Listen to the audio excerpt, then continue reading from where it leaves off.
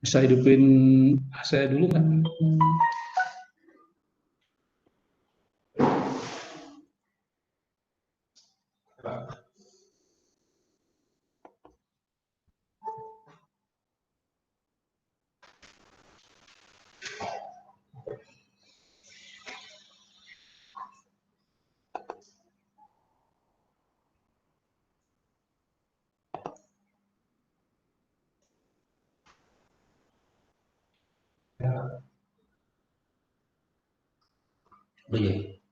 Hidupin saya dulu sebentar. Panas nih. Udah jadi dulu? Udah masuk? Udah. Tinggal masukin password sama ini ya? Udah berapa orang masukin, Pak? 1000. Di mana ya nyarinya?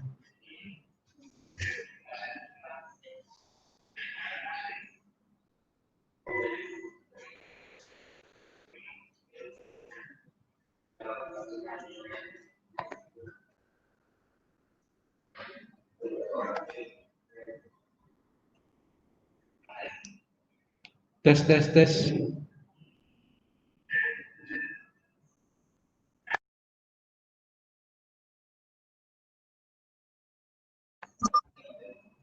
Tes.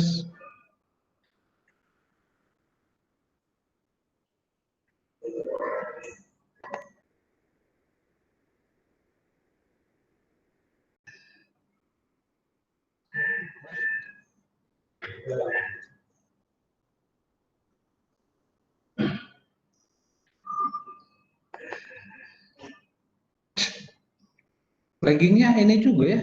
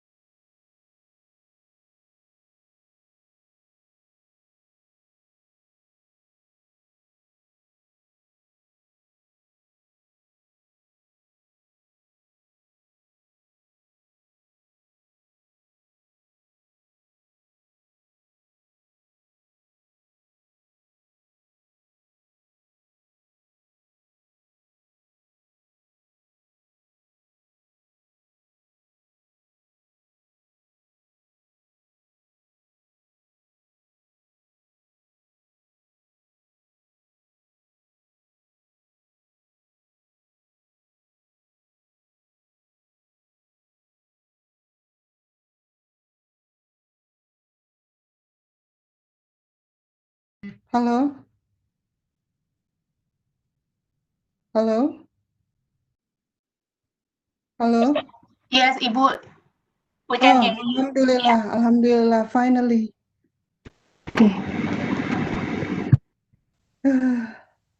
Yes, I can't, for some reason the password wasn't recognized, but all good now.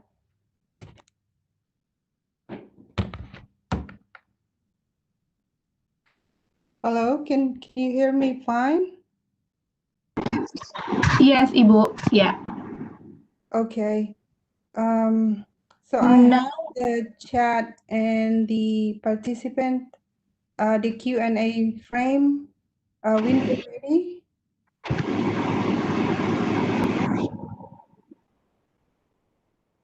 so it's up to you now. In how many minutes that you want to start. So the floor is yours. We have about 60 participants now joining us. Okay. Just looking for better background. Oh yeah, how's this? Looks okay? Yeah, great. So yeah, I think we'll start in 3 minutes. Is that all right? Yes, Bu.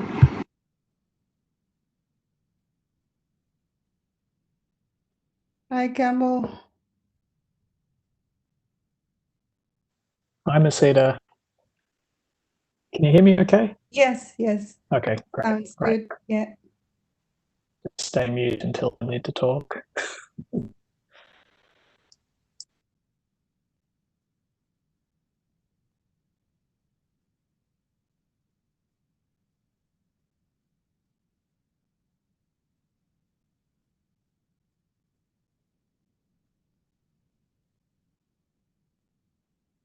It's good that we have this slide. So and it shows like the structure and what to do for participants. So that's great.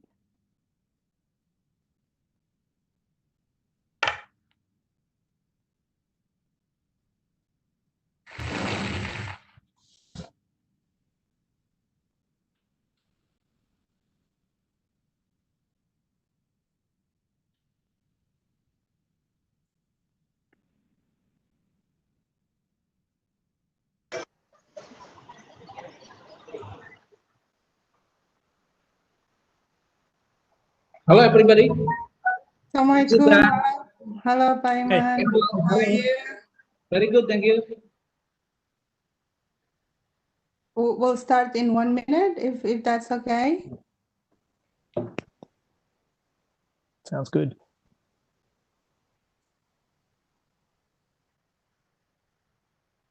Hang on.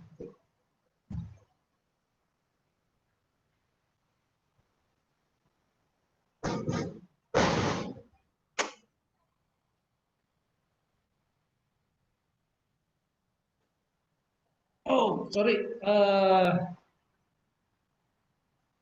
Here in Bogor we have heavy rain, Mm. and maybe you can hear the background. Yeah?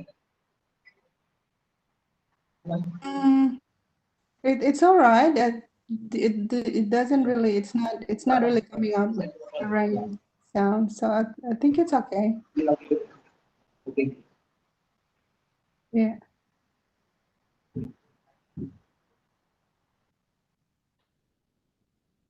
All right. I think we can start. Great.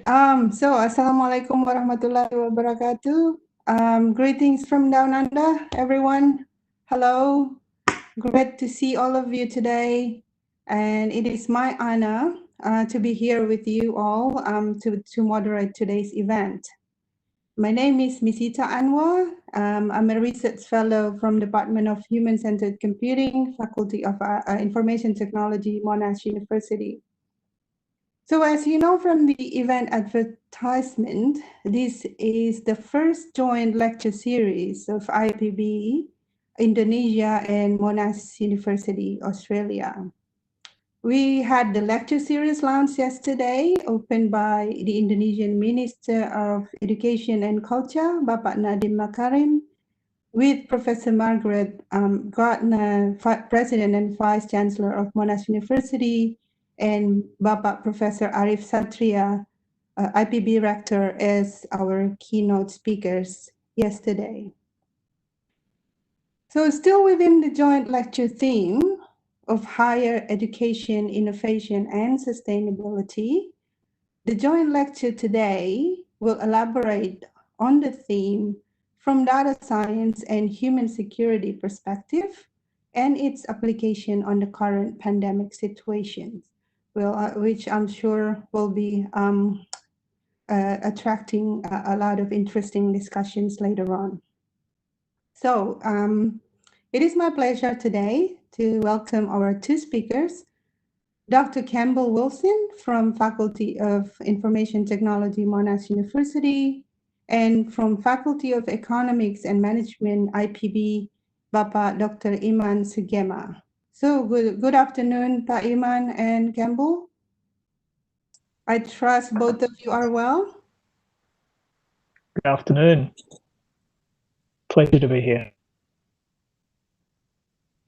Right. So before we start, for participants, let me give you a brief rundown for today's event. So after these opening remarks, our two speakers will give their presentations.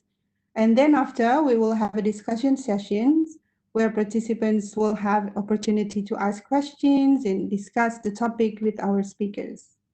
So I'd encourage you to participate in the discussion.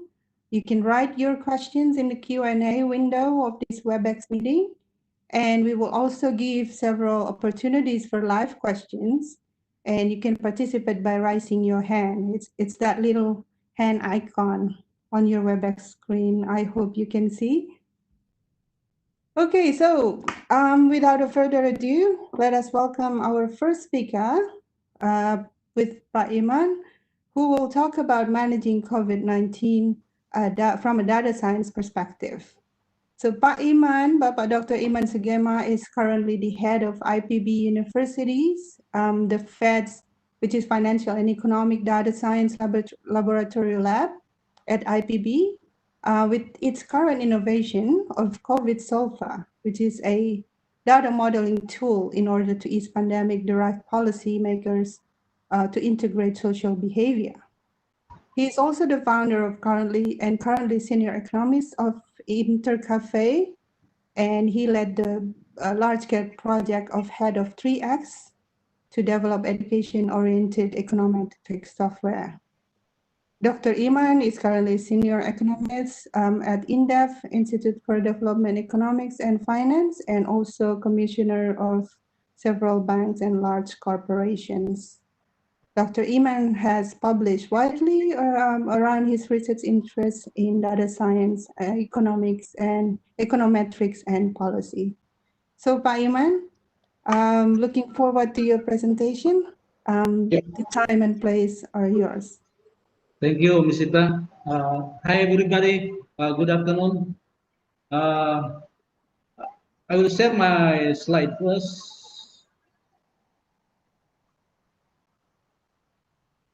Okay. This one should be like this. Okay. So what I will be talking about is how we can manage COVID-19 crisis using data science, or maybe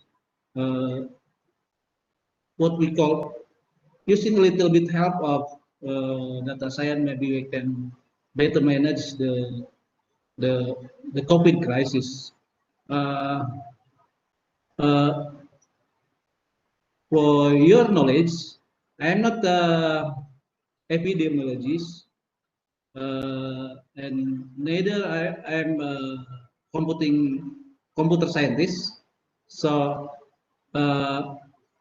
maybe, well, I mean, a bit of programming. I mean, data science is about the science of a little bit of everything, right? Okay. So in that kind of perspective, I will manage my presentation. This is the outline, and we will now in terms of using data science in understanding or in helping to manage the COVID crisis, at least we should have 3 areas, right? The first one is the social epidemiology. The social epidemiology is a kind of, well, I mean, epidemiology from the perspective of social science. What this means? That means we have to consider people behavior instead of only the virus itself. I mean, today the solution is actually social science everywhere. See, you have lockdown, you have social distancing, physical distancing, wearing masks. You need to understand people. You need to understand people. There is nothing about nothing wrong with pure epidemiology or medical epidemiology, right? But for the management or the control of the disease, you really need people, right? Secondly, you have also to have some competence in computing and statistical and mathematics. See, if you have only computing and statistics and mathematics, then you only have data mining, right? Everything is data generated and then make a conclusion. Then we talk about here in this area, we talk about estimation technique. That is really, I mean, challenging today. But most of epidemiologists, either in this side or this side, most of computing, what you call, not jerk, but what you call, computing nerd in this side. Okay, there is nothing wrong about it. It is a matter of choice, and I think we as a university and also academician, we need to integrate this and to cooperate with so many people. Okay? Now, COVID-19 is, I mean, make nervous everybody, not only United States president, but our president, your prime minister in Australia also was very nervous, right? And in the early of the of the epidemic, I think there are some kind of, what do you call, policy glitch. Yeah? One politician or one prime minister or one president should say, well, everything will be okay. In just 1 or 2 months will be disappear itself. You see? I mean, it is not only Trump who said that, right? But almost many what you call leaders. Now, this is the graph, you see, and I think from data science perspective, it is more difficult to forecast this kind of curve, right? Rather than this curve. The curve fitting from data science perspective is important. It is easy to have this kind of curve just using logistic function or Gompot function. You see, you can predict it very well. But to have designed a curve, then it will be quite hard. See, and actually there is some kind of another toxic, not only the virus. What was viral and what is viral now is DDA. It is a toxic because, well, everybody use it. What do you mean with DDA? Data-driven analysis. Purely computing exercise without knowing the people, without knowing what is being told by data. See? And for me, it's a bit funny when you look at somebody publish this kind of graph, right? Is it what you call? Is it accurate? I think from this graph, everybody will say that, well, it's not accurate enough. So why bother to have that kind of analysis? Okay. Okay. Unfortunately, DDA now is widely used in business sector, in planning, because it has what you call a definite answer. What you call with definite answer is what would be the what you call the final numbers or the end of the pandemic, of the epidemic. It can be easily what you call forecasted, but at the same time with changes in data, because I mean it's data driven, almost every day the forecast is moving, right? So this kind of exercise is worrying because it can confuse the already depressed policymakers. I mean, every day from low level to high level, there are frequent. I was asked frequently about. Well, what we need to know is planning, right? Planning when this crisis will end. But my answer is that no, you can't end this. You cannot end this epidemic unless you do this, you do that, you do this, you do that. See, without that, I think it is almost useless to know what will be the final number or the final answer of the pandemic or the epidemic. And I think just like in Australia or United States, it is very amazing, you know, that data science is, well, I mean, the output from computing is used by what you call unqualified person. Just like me, I am not qualified actually.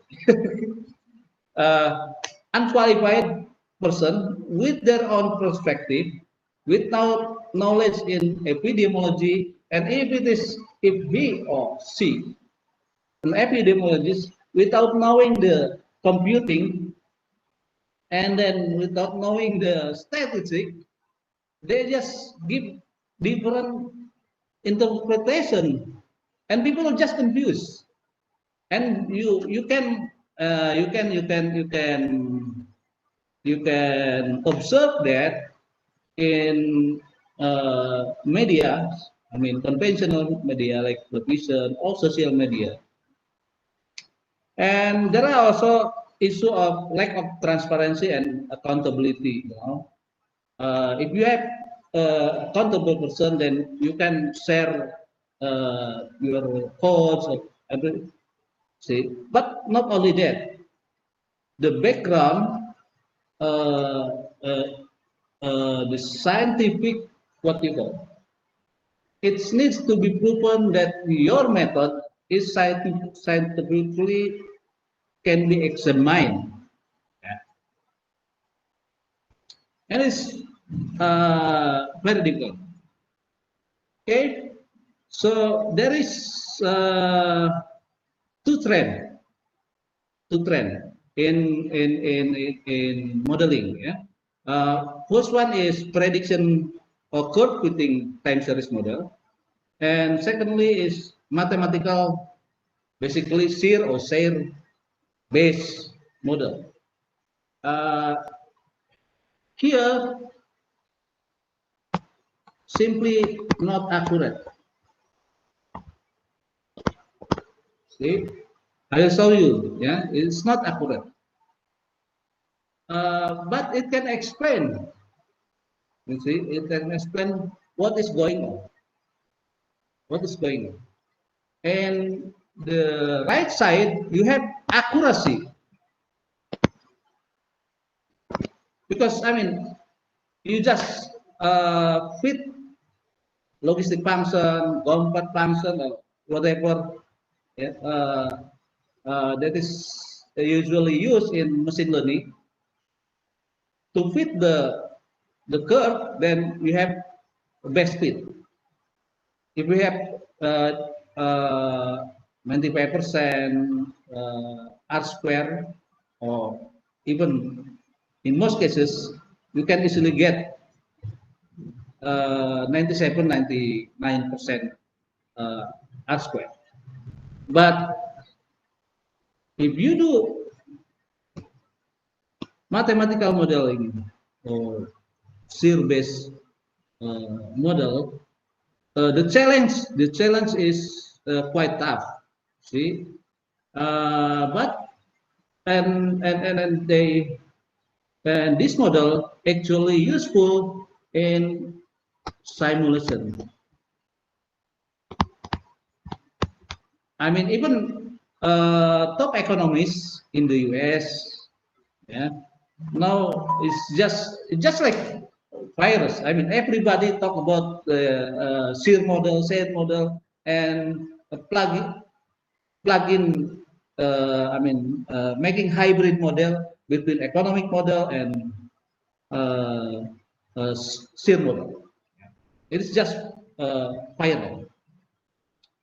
Okay. Now I'll show you that actually curve fitting is very easy. You see, just I mean, it's almost perfect, right? Very easy. But if you do theoretical modeling, then it's difficult to fit with data. Why? I mean, theoretical model is very, you see, what? It's very very rigid, very mathematics. It doesn't include people behavior. So in most of the model, people aspect are almost absent. The behavior of people are almost absent. And then they are mostly concerned with final size, or the what you call asymptotic, or long run equilibrium. While policymakers need to be told, what should I do? What is your prediction? And given your prediction, what should I do? Something like that. Quick answer. And in shear-based model, usually you have varying parameters as a function of time, which is non-behavioral. Even though it can mimic sometimes the behavior of people, I think it is very difficult to put people behavior into the model. And fourth, actually there are so many cases. I mean, you can just go to GitHub yeah, and examine that actually the codes, the model they try to fit, it's just not fitting with data. I mean, you can have actually, you can have 100% fitting. I mean, fitting accuracy, but with wrong model. You put wrong wrong data, not wrong data. I mean, the data into a wrong variable. I will show you. Now, so we need consistent data at the first place, right? It should be official data. If most people use this kind of data, right? And here, USA and Indonesia, see, I think it's a week ago, yeah, a week ago, and well, I mean, if you compare it to country, you need very consistent. I mean, you need a consistent data. In Indonesia, we don't have this kind of data, right? Unless you have what you call access to official data. Yeah. So what you need to do is merge one kind of data to other kind of data, right? So consistency is important in terms of comparing one country to others. Now, and what is the data told us? Yeah, here total cases and new cases. Yeah, and actually, you see, the problem is here. The problem is that confirmed case is actually true positive with and false positive. Confirmed case. We talk about what do you call test accuracy. Yeah.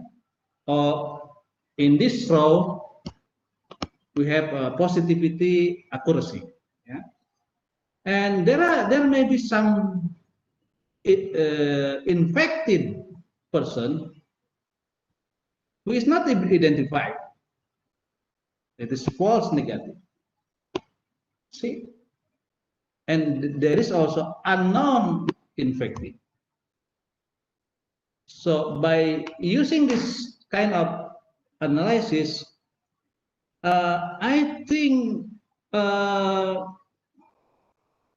we need to understand that there is no such thing as accurate data unless you test everyone. So in terms of here also the problem, yeah. In terms of the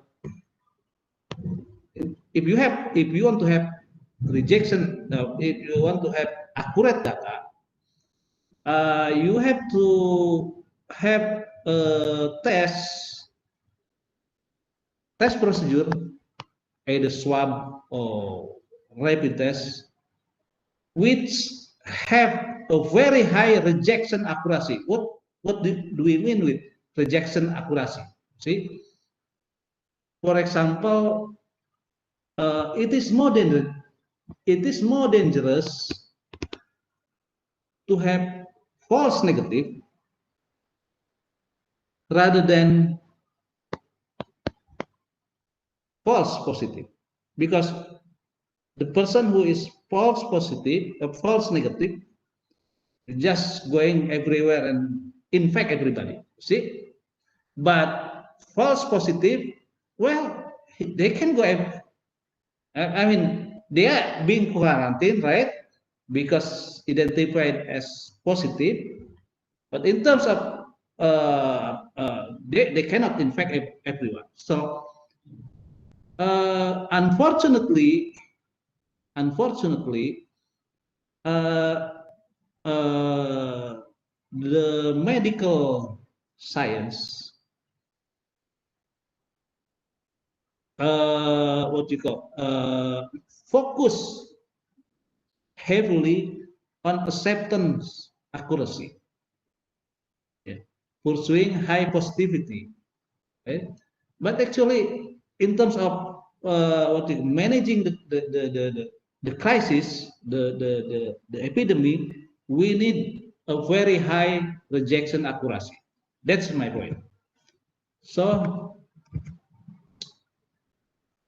we have here, if you had the data, yes, I mean, you don't need to, what you call,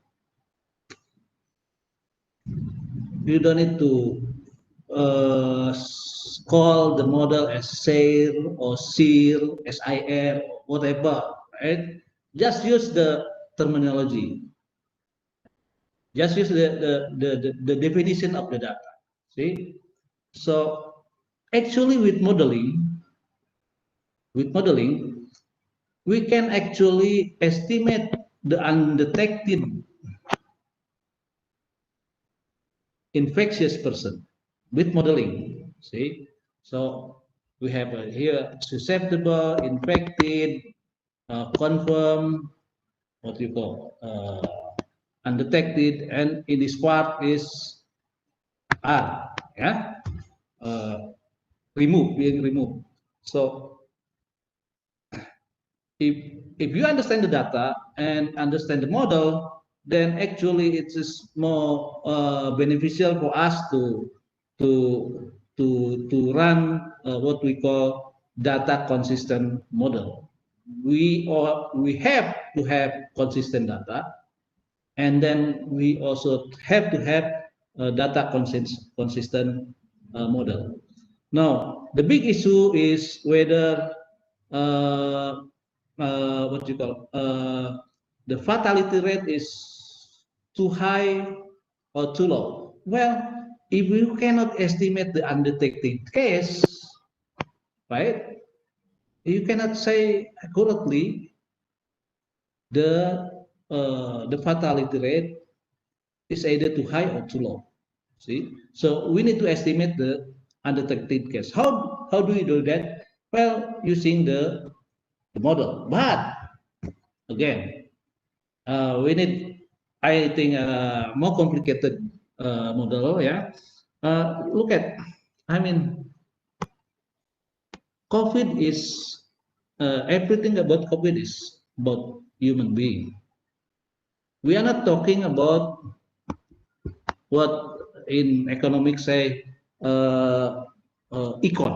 Econ is the person who is very consistent, every day just run a mathematical model to optimize where I am going to spend my money, and then what you call very rational. You see, even when meeting your girlfriend, you calculate the cost function of everything, right?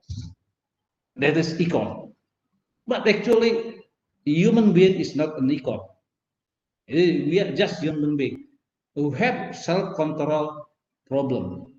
See, we are emotional, we are inconsistent, impulsive, selfish, and sometimes stubborn. Can you model that? Okay. Yes, we can using data science. Okay.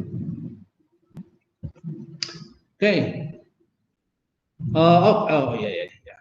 Just put here, yeah. Actually, if you have a model to capture the behavior of change behavior people, just put them here something like behavioral coefficient, like say it's time as mu, yeah, mu. Sorry, mu.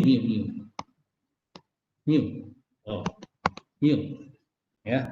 So behavior of people will affect the what you call the the way they interact and the way the infectious person can infect others. It depends on the behavior. Okay, so what kind of this is my question. I always wonder what kind of indicator that can say measure social distancing. See, actually, fortunately, Google is quite generous, provide us with what they call with Google Community Mobility. Here is for Indonesia, yeah. This one is residential, meaning that, well, you see, if you an increase in mobility in residential, that means people tend to stay at home more, right? If there is an increase, but actually, here is this one is transit station, yeah, and we have so transit station means how many people going to transit station, or how frequent people going to transit station. So that can, but reading this data is quite complicated. So using a statistical, what do you call, statistical method, principal component analysis, we develop a single index, what we call mobility index, just like this. See, and if we plot, fortunately for the case of Indonesia, if we plot with the estimated reproduction number, it is quite strikingly. I mean, they have a strong correlation from this graph. See, so I show you also. This is for Indonesia, US, Australia, and Sweden. You see, I mean, almost every country has the same contour. Yeah, Indonesia and Sweden, well, and Australia, with different policy, but almost have the same contour of mobility index.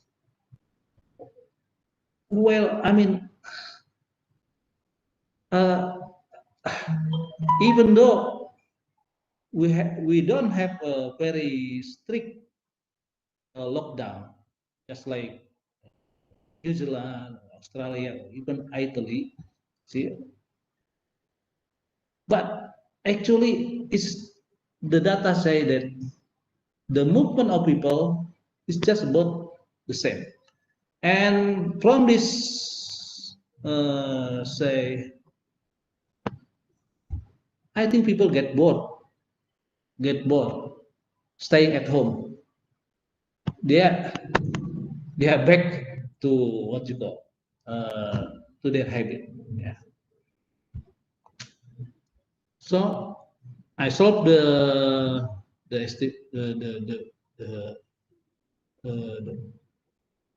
I include what you call the mobility index into the model. First, of course, it's very easy to have an econometric model, a statistical model with a reduced form. You get the reproduction numbers and you get what you call mobility index and just run the regression. It tells you that the higher mobility, then, well, the more infected and the more infectious is the virus. And here dummy PSBB, what we call PSBB is large scale social distancing, yeah. So starting from 1st April to current. So it says that, well, if you do social distancing, then I mean large scale social distancing, then we can reduce the infectious nature of the virus. I mean, with just a simple model, we can decompose how a policy can be effective or not effective, right? But unfortunately, so many days I try to fit what you call this kind of index into a theoretical model, yeah, into a theoretical model, just like this. This theory, I put mu here, and mu represent the mobility. It's very easy in terms of modeling, yeah. But the result is quite poor. Yeah, this is the estimated beta, and it is very what you call very erratic and not stable. The beta, you know, and when you fit it the model with the data, then you get only low percentage of R square. So the power of the model is very low. So up to this point, I would say that in most cases,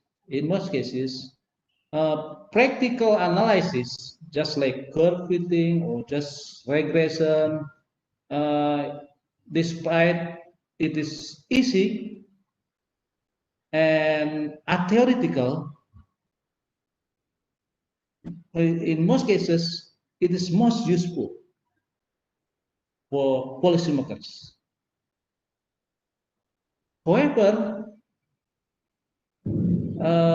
theoretical model has its own merit also in terms of guiding what might be the factors, what might be the policy that is more important to be done, to be introduced. So I mean, policymakers can ask either practical or theoretical, but data scientists actually get all the answers. Thank you very much.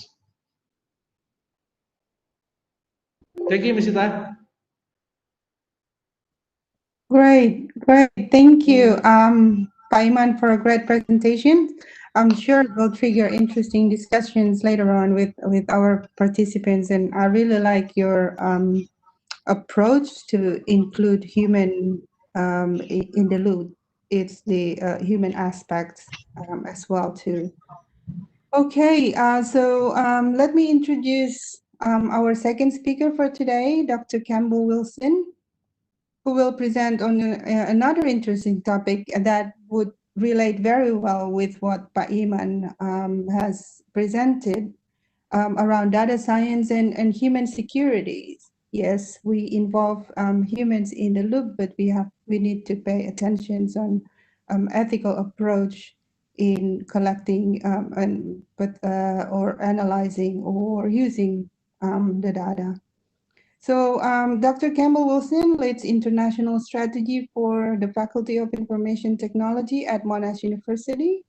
He has a keen interest in international student experience and in transnational education.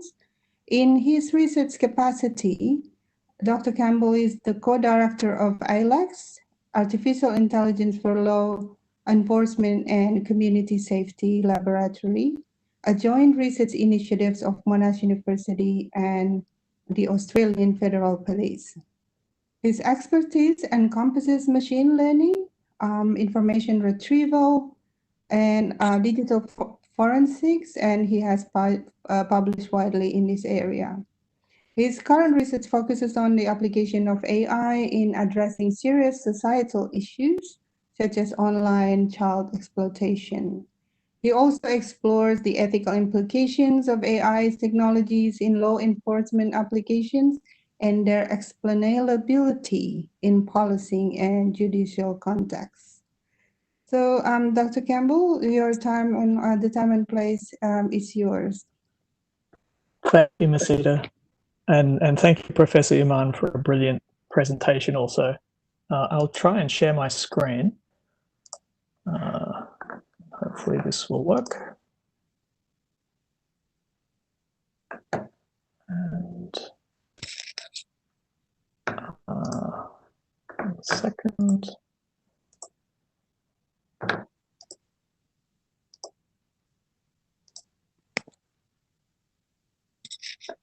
Can you see that, Misita? Yeah. Great. Okay. Again, thank you. Thank you, Misita, and thank you, Professor Iman. It's great to be talking, and it's great to be talking in particular in partnership with IPB. So my presentation is a little general, I guess. The topic of data science and human security is a big one. And in fact, those two areas in and of themselves are very wide areas, and even the intersection between the two is quite wide. So I'll try and cover things from a rather general point of view, but what I wanted to do was to talk a little bit about how data science can help and perhaps hurt in some ways. It sounds surprising to say this, but I think it speaks to a little bit about what Professor Iman was talking about the way that data could be potentially used in a way that could confuse policy making. And I think he had some great examples of this, so I'll touch on some of those in the broader context as well. And I also wanted to touch on some of the research that I'm doing in particular that Misita introduced earlier on AI for law enforcement. So I guess the first thing to start with is what is human security? And this is a concept very much championed by the United Nations. And it's really very much about moving away from a view of security in the world through the lens of states or nations or countries, and realizing that safety and health and peace are ultimately about individuals and communities of individuals. And I think this definition from the United Nations really shows that and does point to the need to have people-centered approaches that are comprehensive. And I take to mean including international collaborations, which I think we could also potentially touch on today, given that this is a joint Indonesia-Australia lecture series that we're engaging in. But it's also very much focused on the needs of individual communities. And I think this is a very good lens through which to view peace and security. So, of course, there's therefore a number of threats to human security. And this is not an exhaustive list. And of course, the first one is one that we know is a clear and present danger to human well-being and security, and current pandemic, that's one that's on the top of our minds. And by the way, at this point, I'd also like to express my hope that everyone's staying safe as best that they can. It's a very challenging situation that we're dealing with regard to COVID-19. And Professor Iman has talked a lot about the data around that and the modeling of the pandemic and how data can help us. There's a lot of other threats, of course, to human security, such as disrupted food supplies or inadequate food supplies. And I note that in particular at IPB is doing a lot of work in this area, and I took a lot from yesterday's presentation around this. Monash and IPB, I think, have very similar interests in this area. Obviously, addressing poverty and working on economic development is also a key activity in lifting human security. We know that issues of climate change, environmental pollution, natural disasters and the like are also very important, and in many ways possibly pose one of the largest existential threats to human security. Criminal activity is a threat which I'll talk a little bit more about in detail later in the presentation. That's why it has a little asterisk next to it. And of course, in general, I guess conflict and social unrest is another serious threat to harmonious human existence. It's important to say, I think, that all of those things are clearly interrelated. And we know, for example, that economic development or threats to economic development can lead to certainly social unrest. Inadequate nutrition can lead to disease. Climate change can lead to all sorts of economic impacts. So all of these threats are very much interrelated. So I guess the question is, and what we're addressing today, how does data and data science fit into addressing some of these threats? And the first thing I would say there is that understanding the nature of those threats and how to address them is really best addressed by gathering evidence as to their impact and their spread. And it is no surprise that gathering more and more data is a key to mapping those threats. So we're really in an era of big data, and you've probably all heard that phrase being used. We're collecting enormous amounts of data in the world through a whole range of activities and through increases in the amount of sensors that are present in the environment, all sorts of devices, such as we see in the Internet of Things that are mapping data. So we've got a whole lot of sources of data that we just never had before. Professor Iman talked about a great example of Google's mobility data. So that's based on the use of mobile devices to map the movement of people within networks. And again, we just did not have this sort of data 10, let alone 20 years ago to try and map how these threats are affecting and potentially impacting on human security. So we see a whole lot of data visualizations being used. For instance, the Johns Hopkins dashboard for COVID-19 is very well known. Also, Professor Iman's obviously working on mapping the data within Indonesia as well, and presented some very interesting work on that. There's also all sorts of really interesting data around food supply chains. A lot of this data sits in places like the OECD, which map very interesting pieces of information about the world. They operate a great statistics center. One of the things I guess that people are interested in is mapping the potential recovery out of COVID-19 under a range of scenarios. A lot of organizations are involved in this, trying to predict how the world will recover and how long that recovery will take, what shape that recovery will take. And for instance, this chart just shows an interesting insight regarding the different potential shapes of recovery and steepness of recovery in global GDP, comparing a single hit versus a double hit scenario. And essentially what they're talking about there is a potential second wave of COVID-19 around the world and how that would potentially affect recovery and turn what might be a V-shaped recovery into a bit more of a W-shaped recovery, and of course prolong ultimate return to relatively normal levels of GDP. So there's a lot of data out there on these issues that are threats to national security. And again, climate change is another one. This is a rather nice little animation from the BBC. It's not actually animating on my slide, unfortunately, but that globe does turn. Essentially showing, how temperatures have changed over the last 10 years, and which areas of the globe are getting much warmer than others. So there's really mind-boggling statistics out there on how much data is collected in the world. And if you just look at even just at the top right there, that figure of 463 exabytes of data being created every day in the next relatively short period of time is just an amazing amount of data.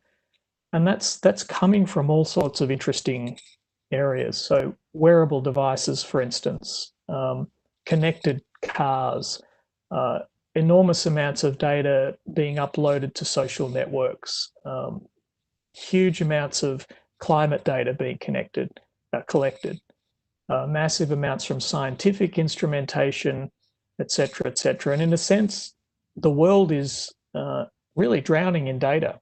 And it's not just data that we're generating, it's data that we're storing. So we're keeping a lot of this data, and therefore we can ideally make use of it, perform some sort of analysis that would be useful to protect these human security facets. And of course, that's where data science comes in. And I say modern data science makes sense of data because depending on how you look at it, a lot of the things that we now call data science have been around for a very long time. The difference now, though, is that we just have this enormous amount of data. We also have enormous increases in computational resources to store and process that data. 20, 30 years ago, what we're talking about now in data science may have been called statistics or statistical analysis. But data science, and I'll talk a little bit about why it's a little bit more than just statistics perhaps in a second, really is a response to this huge amount of data, and it's becoming a field in its own right. So data science is all about making data become informative.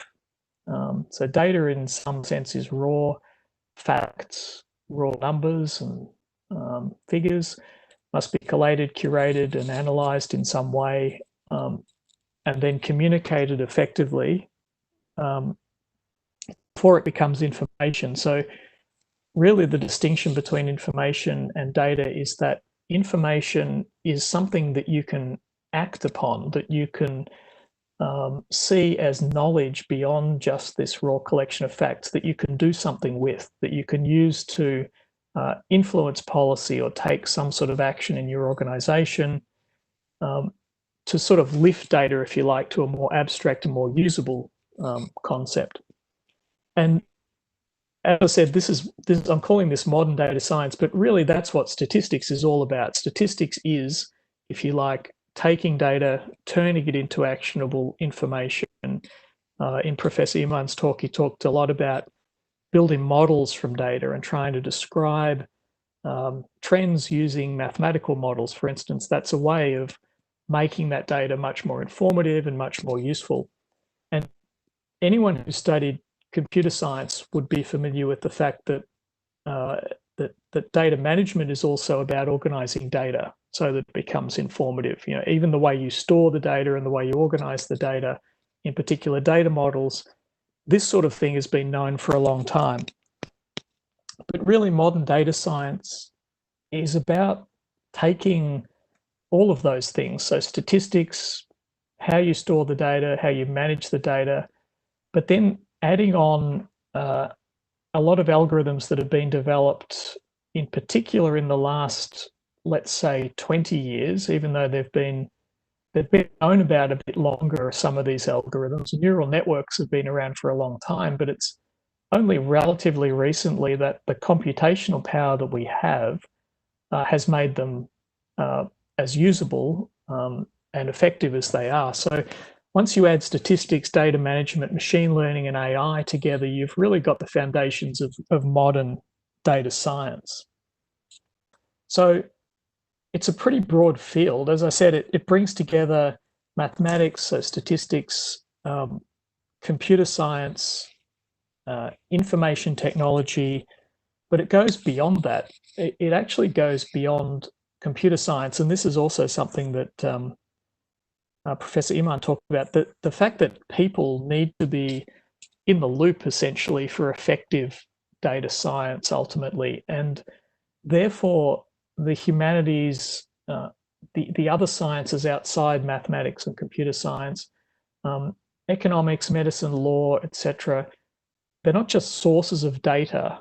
To me, they're very much drivers of insight, and need to be brought into the data science picture. So we're really generating new data-centric ways of working by performing data science, and new jobs and new tasks are emerging that just didn't exist before. I mean, these sort of tasks, data wrangling, or a job such as a data journalist or a digital curator or an e-science specialist, were probably science fiction, not that long ago. But data science is producing all these really interesting data-centric ways of working. So if I just bring this back to the human security issue, then how can data science help with these issues? Obviously, all this data, effectively analysing it and making predictions is key, and we've seen that in the previous talk as well. Visualising that data and communicating that data in ways that policymakers can use to make effective legislation, interventions, management of communities is very important. The Internet of Things is really rising rapidly in size and scope. So we have sensors, we have billions of connected devices potentially available to us, and we have increases in the capability of artificial intelligence. So harnessing all of these factors should be able to assist us in maintaining human security. It should be able to assist us in the digital health area, for instance. It should be able to assist us in logistical supply chains for food. It should be able to assist us in mapping climate change. But I just also wanted to change one word on that slide. And it might sound a bit strange to say it, but I was really happy to hear Professor Iman's talk, particularly when he talked about this data-driven analysis and the dangers of interpretation by non-experts, I guess, visualizations that can be potentially confusing, lack of transparency, etc. So we have essentially a bit of a garbage in, garbage out problem that we've always had in data analysis, that the quality of data that you have is crucial when you're making predictions, particularly when the stakes are very high. And you can magnify the effect of poor quality data quite easily without rigorous analysis. Visualizations, there are some very poor visualizations. I'll show you some examples of those, which could be very confusing to the general population, let alone potentially to experts as well. And artificial intelligence brings up many potential concerns about ethics, and in particular about how algorithms, which are a little bit opaque, they're hard to understand, how they can be explained, in particular to those that they directly affect. So here's just very briefly give you some very trivial examples of poor data visualization. So there's a website, probably worth checking this out if you have time. I'll just highlight one of these. The one on the top left, for instance, there's a story in a magazine about the efforts in Seattle to flatten the curve for COVID-19. And when you just look at that, it does look as though the curve is flattening, until you realize, of course, that the y-axis is a logarithmic scale. And to be honest, flattening a curve on a logarithmic scale is very different to flattening a curve on a linear scale. You might just be bringing things back to sort of something which is still potentially exponential growth. So it's very important that data is communicated, and the results of analysis of data is communicated in ways that doesn't confuse people, particularly in high stakes environments like we're in at the moment, where there's a lot of potential drivers of behavior that can be adversely affected by poor presentation of data. And the other two, it's just really hard to understand them. I leave it to you to have a look at some other examples. Just put this slide up quickly, by the way, to talk also about one factor that I find really interesting about the way that data science could potentially hurt, in that there are predictions that ICT and the Internet of Things and data analysis itself will be a major driver of carbon emissions in the world because of the need for these huge data centers. And one statistic I saw said something like 14% of the world's emissions could be from ICT in the next 30 or so years. And that's essentially saying that we would have the equivalent of another USA worth of emissions just from the infrastructure to do data science. But I just put this slide up because it's actually a good example of data centers that are doing the right thing, if you like. This is one of Facebook's data centers in Sweden. A lot of the energy for the data center comes from renewable energy, and the cooling is provided very simply by drawing in the air from the outside, because this is in an environment near the Arctic Circle where the outside air is -20, and it would just make sense to draw that air from the outside straight in to cool the servers. And after cooling the servers, that warmed air is then used to heat the areas that people work in, which I think is a great example of how you could do energy efficient data analysis well. So kind of touched on quite a lot of things there, and I know that I'm probably going to run out of time, so I'll keep the rest of it relatively quick. I did want to talk about a specific example that relates to human security that I'm involved in and that Misita talked about in her introduction. So at Monash, we have a research lab called Alex, which is a collaboration between the Australian Federal Police and Monash. And for those of you that don't know, the Australian Federal Police is Australia's national policing agency. So they're mostly concerned with serious and transnational crime. And this lab stands for AI for Law Enforcement and Community Safety. And we've been running it for about 1 year. In fact, we're 1 year and 1 day old. We launched on the 1st of July, 2019. It's a 3-year program. And one of the primary motivators was a particular threat, I think, to human security, a particular type of criminal activity, which is incredibly distressing, which is the crime of online child exploitation. And this is a really concerning crime. And one of the things that's particularly concerning about it, apart from the fact that it's obviously a heartbreaking and devastating crime that affects victims and their families, is that there's a huge growth in the proliferation of imagery and video of this sort of material online. So this is just a graphic of reports to the National Center for Missing and Exploited Children in the USA. Just from 2019, they had 16.9 million reports of uploaded material related to child exploitation. Should point out that this is not indicative of levels of sexual abuse of children in any particular country. It's where the uploads were sourced. And the concerning thing, and the fact that that we've got the lab going really, is that this crime doesn't just cause damage to the victims and their families, to which the harm is the most, but it's also a crime that affects deeply all those involved in fighting it. So the investigators in law enforcement, the judiciary, all of these people have to essentially be re-exposed to the pain of the victims and the highly distressing images and videos. Plus, of course, platform providers, large platform providers that host images, also need to filter for this sort of thing. So the idea was to try and investigate ways that we could use artificial intelligence to assist with this. And obviously this is related to human security in a sense, of community safety.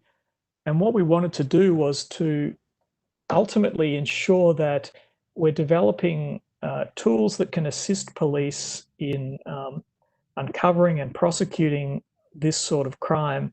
And by doing that through artificial intelligence to, in some sense, improve the psychological well-being of police officers by reducing their exposure as well to this sort of distressing material. And it's really key to note that to do this, we're bringing together researchers from disciplines outside computer science as well, to address all the aspects of this sort of criminal activity, as well as the very technical aspects that artificial intelligence involves. So we're doing things like building machine learning classifiers to try and detect some of this material, essentially mostly for triage. We're not trying to replace police officers at any point.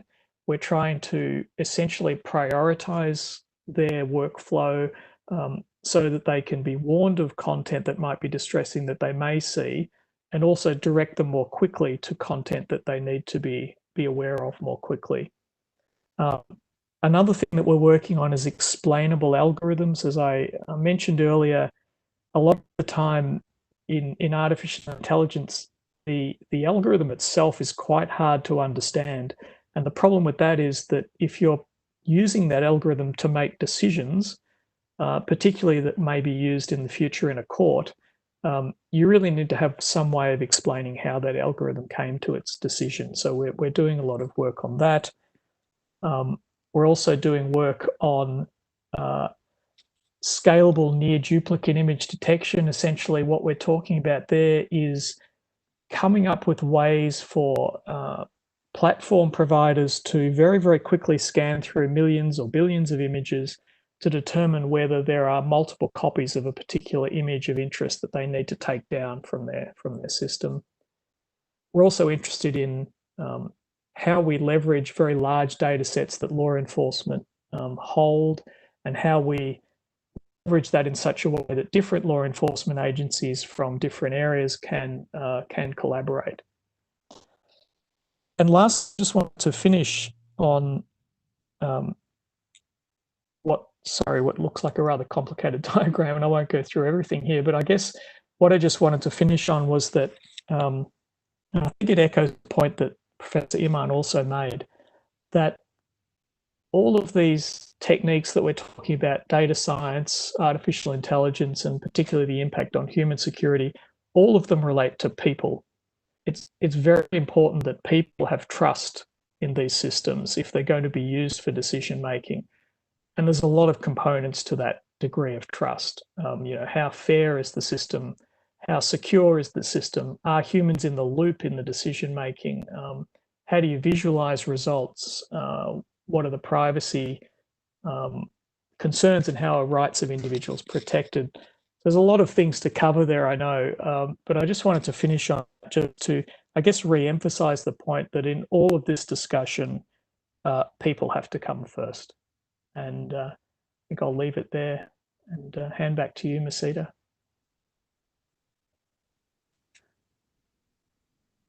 Okay, great. Thank you, Campbell.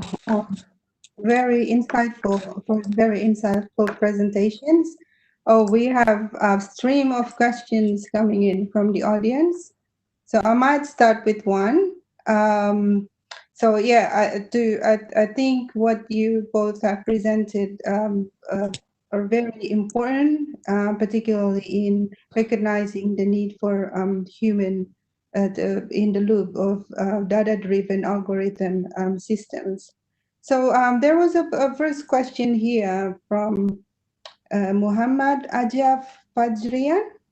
Yeah, so he was saying, like, people were very anxious, and maybe this is particularly for Pak Iman, but also perhaps Campbell, you can put in your perspective from Australian, your observation in Australian experience, because what the question was saying, like, how people were very anxious about COVID-19 and people trying to be compliant with health protocol and consider corona as a very serious problem.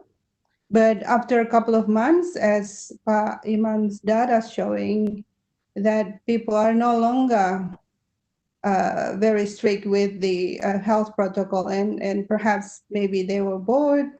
So the question is like, what do you think about this? Do policymakers might get wrong decisions based on the data, or is the data released that are invalid? So, Pak Iman, maybe you want to start? Well, I mean, the role of data scientists is in revealing what is happening in, let's say, the epidemic by using the data, right? And if you have a correct definition of data, and also you understand the data, how to use the data, how to exploit the information from data, then it is quite safe to use data. Okay, that's the first principle. The second principle is, how are you going to transmit your findings? I mean, into the policymakers. See? I mean, if you just say publish it in the internet or whatever, it just make everybody confused.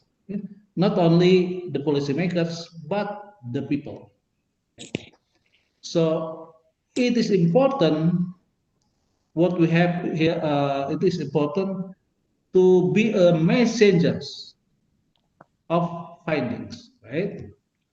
And using it, I mean, it is not only the task of data scientists, but also, let's say, if I have what do you call? If I have a friend or what you college in which is who is a very expert in virology or epidemiology, then it is better data scientists pass this information and consult the finding with specialized expert. Then after that, I mean, everybody can use it after it is proven that your data is well, I mean, interpreted as prudent as possible. So, but there is another trade-off. It may be very slow. See, the transmission may be very slow, and you get caught in the middle because policymakers, I mean, in a crisis situation, want to have straightforward answers, and we just, I mean, with the power of computation, I hope this can easily manage. Yeah, thank you. Thank you, Mr. Thank you, Pak Iman. Campbell, do you want to add? Yeah, that's a really interesting question, and I think again, I'm not a behavioralist, and it's hard for me to explain my own behavior, let anyone else's. But I think you know, this role of data and the way that it's presented is absolutely crucial. I think particularly if you go on social media, you will see all sorts of interpretations. You will see all sorts of charts. You know, there's social media accounts that have just been set up purely for tracking COVID-19. And then within there's different interpretations. And I think it's very difficult for governments because ultimately governments have to have the people's trust. They're the ones that are ultimately trying to perform the interventions, and people have to trust the government. And when there's all these other kind of parallel sources of information, I think it's very difficult. And again, just I guess it goes back to the same point that we were making in the presentations, that the way you visualize that data and the way you present it is absolutely crucial to avoid confusion. And it's a difficult line. Yes, that's correct. And I also think like it's one thing to interpret data to put some points for recommendations, but it's another step to get the recommendations for the policy itself. And this relates to the following questions from Didia Permana. The question, I rephrased the question a little bit. Do you think our policymakers, leaders, should have some kind of awareness of data and information? Would they need some kind of basic data science knowledge or to be able to understand data or information needed to be collected or managed for better decision making? Yeah, I think that's absolutely crucial. And I think maybe as universities, it's one of our roles is to increase this data literacy, if you like. I would hope that policymakers certainly have people advising them that do have that sort of data literacy, because, I mean, there's a great example in Professor Iman's talk of that, just completing those curves, just essentially drawing in the rest of a bell curve and saying, well, that's how it's going to go. And of course, we know that that's, there is very little justification for that. So I would hope that that data literacy is there, but absolutely agree. And I think there's a role for universities in this as well. Yes. Pak Iman, any thoughts on this? It is interesting to talk about the data literacy in, let's say, in every level, right? Even I think we need to encourage our children to understand data, how to use data. It is not about statistic anyway. You see, I mean, just making sense of data. That's it. Then it's going to be very complicated if you go to technical detail. But I think high-level official, they just need some sense of data, and then they can ask people like Professor Campbell, Dr. Misita. I mean, here, I mean, there are a lot of resources out there in the net or on the web, yeah. But it is our task as universities people to provide and to process data correctly, I think. Yeah, and I would say these data literacy issues are also important for people because, as you said, visualization is important, but how are those visualization relate to people? It might have like in different contexts.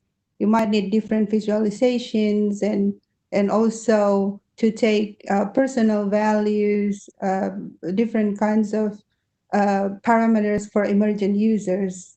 So I think, yeah, it's very important to have that the way data visualization is presented to enhance people's data literacy as well. Another question. Oh, we have so many. I have to sort of moderate this question because we don't have much time left. So maybe this one is for Campbell. The question is from Suhendro Irianto.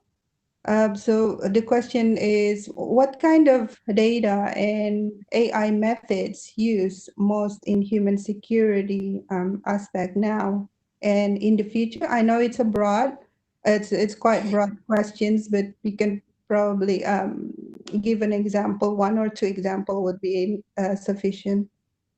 Thank you, Suhendro, for the question. That is a great question. It is a broad one.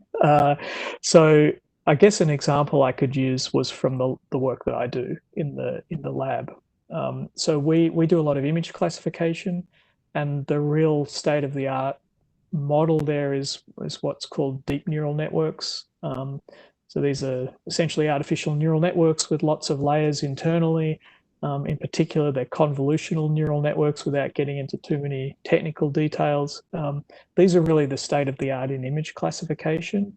The thing about those sorts of techniques, though, is that they need a lot of data to work well, and they're also interesting in, although they need a lot of data and they can generalize quite well to that particular data set, that large data set, they're also quite brittle in some sense, that it's not that hard to fool them, actually.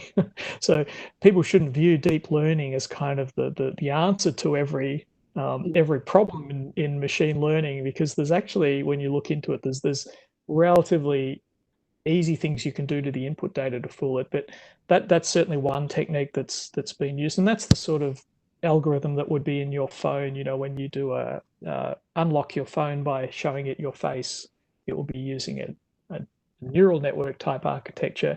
But other than that, you know, when you're doing large scale analyses of data, the sorts of models that Professor Iman talked about, the tried and tested principal component analysis, you know, these are not machine learning techniques, but these are well-known robust statistical techniques that are still used. Maybe the professor wants to talk more about those examples as well. That'll be, yes, thank you, Campbell. That'll be great, Iman, if you can provide a bit more insight into that. Well, actually, it is not my area, so it's just, I mean, I'm not that kind of high-tech person. No. Yeah, there's a very wide range of these techniques that are used. Yeah. Yes, so yeah, that was very it's quite broad, yeah, and as you said, there are quite a few techniques that can be used, and it will be a lot more with the state of the art of the AI nowadays. It's a lot more coming. But there is another question here about technology, such as this is from Bayu Aryawan from Haluoleo University of Kendari, Southeast Sulawesi. For Campbell again, like, can many technologies like empowerment like Google Form, Microsoft Form, or other electronic form being effective for some kind of manufacturing processing research? Was it fortunate than testing with paper?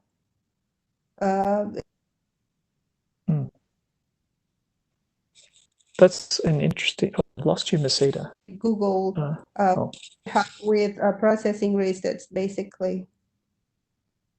Okay, so if I understand the question, it was around Google Forms and these sort of cloud-based services.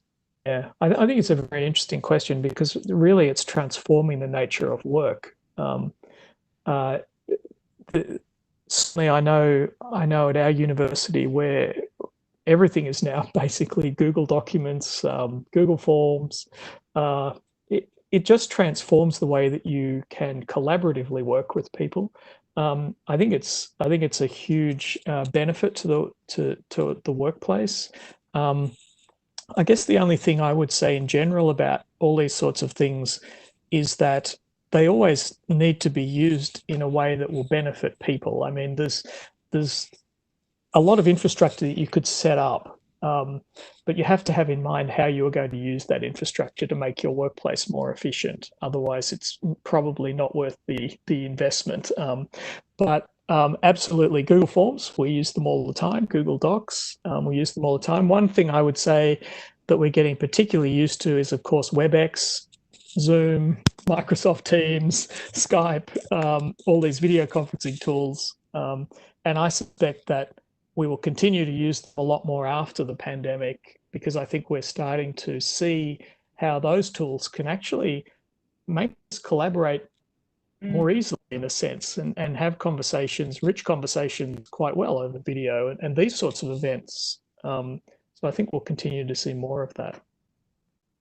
Yes, yes, that's right. With and emerging techniques to conduct this kind of events, for example, and conduct workshops, and it's a lot of new methodology arise from the what happened with the pandemic situation as well. Yes.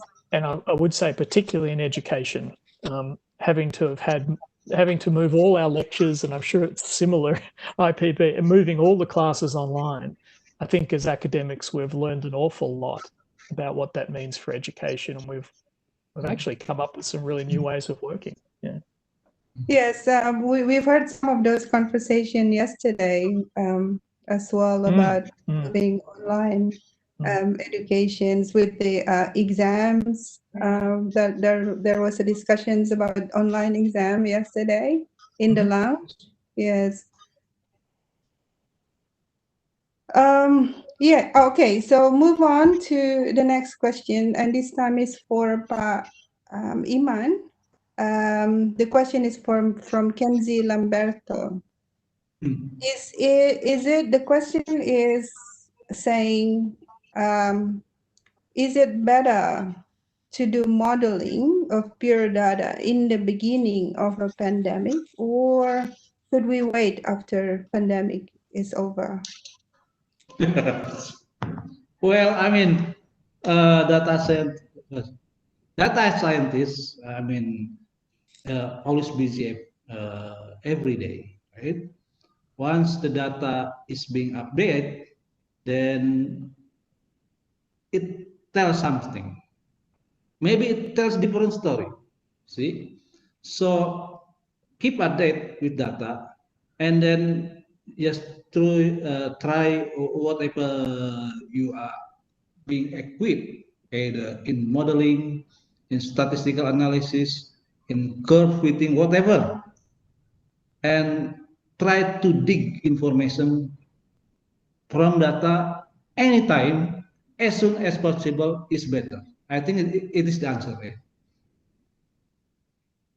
Yes. So, and this relate to the next question, is that then how would data be much more critical to policymaker while each of the countries is trying to sort of hiding the data?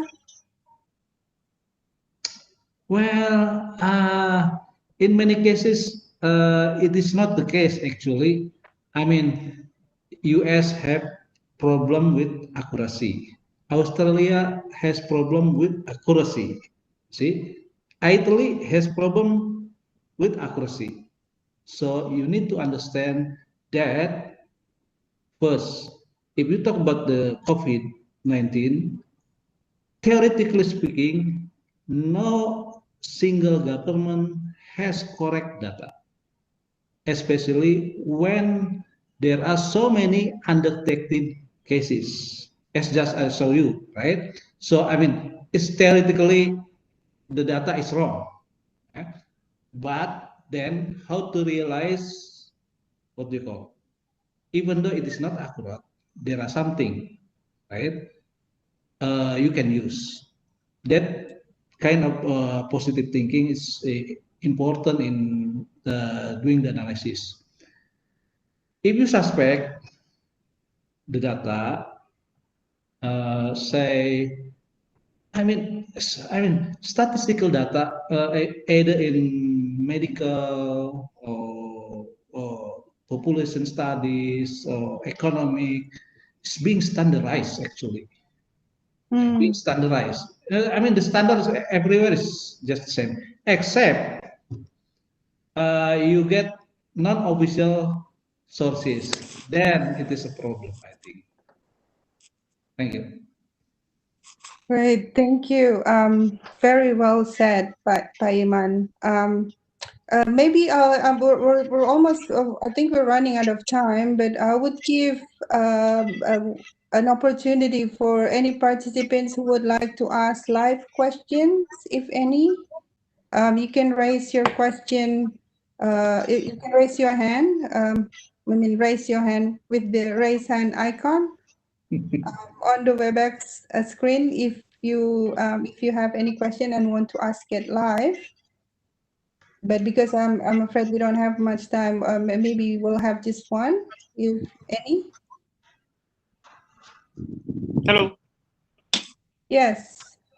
Go ahead. Okay. This is Reski Ardian. Yeah, go Yes. ahead, Pak Reski. Thank you, Bu Dr. Misita. I'm Reski Ardian, one of the IPB student of School of Business. My question may be for Campbell, or maybe also Pak Iman can add it for the answer. So as you saw in the presentation, that the data is very important in data science. Without data, then there is nothing that we can process then. I would like to know how Australia manage the data. I think that's the problem that we have in Indonesia or in the developing country in collecting and storing and managing the data. And I would like to know how the Australia government managing and collecting the data such that we can use the data efficiently and effectively. That's the question. Thank you, Campbell. Thank you, Reski. That's an amazing question. That's a huge question. And I may not have all the answers to that. I think so. Data management is a key issue, of course, and it's tied up with. It depends on the application, but it's also tied up with government structures. It's tied up with legislation. It's tied up with how easy it is to share data between jurisdictions. And I know, for instance, in law enforcement, not necessarily just in Australia, but anywhere, there are very tight jurisdictional constraints on certain types of data that restrict the way that data can be shared. And in a sense, I'm really glad you asked this question, because it lets me just quickly say something about another thing we're doing in the lab around this, which is that if you want to perform this sort of data science that I've been talking about, AI on law enforcement data, you need to build data infrastructure that lets researchers access data that actually they can't normally legally possess, and data that you almost don't want them to view even if they could legally possess it, because it's very distressing. So we're building what we call a data airlock infrastructure, which separates the machine learning algorithms from the visibility of the data itself. And unfortunately, I don't have time to go into all the details of it, and I'd be happy to. You've got my email address in the slides. Please get in touch. I'll give you more details. But that's Sure. one aspect. But I think it's a big question, and I think it's tied up a lot with government policy, legislation around data sharing, and of course, just raw infrastructure and network issues in the particular country that are concerned. Great, thank you, Campbell, and thank you, Reski, for your question.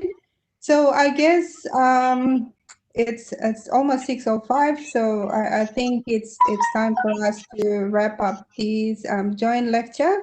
But before we finish, let me summarize our lecture and discussions today, which I think was quite very interesting, and a lot of interesting questions from the audience too. And thank you so much for that, for your participations in this joint lecture series. So Pa Iman has started with presenting how data science can be used to manage COVID-19 and the importance of taking human into the loop and paying attention into those social aspects as well. And this is very well related to Campbell's presentations around human securities and how data science can be a threat or could be the key to manage those threats, but it could also have some problem to inheriting human security. And we have a few discussions around policymakers, how data science and visualizations should be presented better to ease that policymakers in recommending better policy and decision making. and a lot of other questions around AI and how it can improve human security as well. So yeah, a very, very interesting sessions. Thank you very much, Dr. Campbell. Thank you very much, Iman, for your time to present in this joint lecture series. And thank you for the organizer. And I hope people are tuning in into this series, joint lecture series, because there will be, as I understand, there will be more to come in the next few weeks. So thank you very much and enjoy the rest of your day. Bye. Good day, everybody. Bye. Thank you. Have a Bye. nice day. Bye, Iman. Have a nice day, Campbell. Thank you. You too. Stay safe. Misita, see you. Okay. Bye-bye. Stay safe. Stay healthy. You too. Bye-bye. Bye-bye. Bye.